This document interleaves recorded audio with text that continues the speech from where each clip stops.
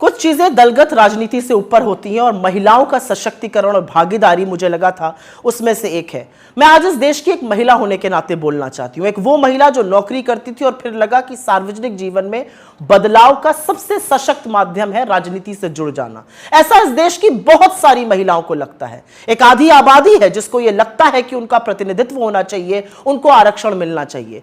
तो जब मोदी सरकार ने विमेंस रिजर्वेशन बिल की, महिला आरक्षण की बात की, तो हम प्रफुल्लित हो उठे। हमें लगा चलो जो काम हमने शुरू किया था, जिसकी ओरिजिनल शिल्पकार यूपीए की सरकार श्रीमती सोनिया गांधी थी, हमने राज्यसभा में बिल पारित कराया था, अब वो क्रियान्वित होगा। लेकिन अब पता चला कि मोदी जी की नीति और नियत दोनों में खोट है।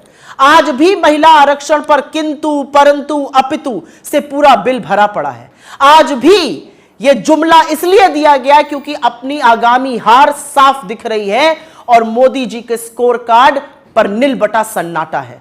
तो महिलाओं को एक जुमला दे दिया गया महिला आरक्षण का। लेकिन असलियत इस बिल में साफ हो गई, क्योंकि यह बिल साफ तौर से कहता है कि महिला आरक्षण तभी होगा जब पहले जनगणना होगी, फिर डिलिमिटेशन होगा और उसके बाद महिला आरक्षण क्रियान्वित होगा। मतलब 2029 से पहले महिला आरक्षण संभव ही नहीं है। जिन लोगों को लग रहा था कि 2024 में 10 साल सत्ता चलाने के बाद मोदी जी एक काम तो अच्छा कर जाएंगे, उनको भी ठग लिया मोदी जी ने। आज इस देश की महिलाएं अपने आप को ठगा महसूस कर रही हैं, क्योंकि डिलिमिटेशन, जनगणना होते होते 2029 तक ही यह संभव हो पाएगा। यह जो बिल था, हमारा लाया हुआ बिल, राज्यसभा में 9 मार्च 2010 को पारित हुआ था।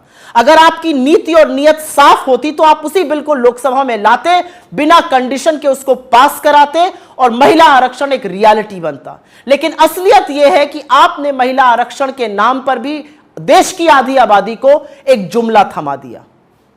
बहुत कुछ कहने से ज्यादा एक ही चीज कहना चाहती हूं आज। अगर आपकी नीति साफ है तो आपको फिर से जाकर वही काम करना चाहिए जो हमने किया था।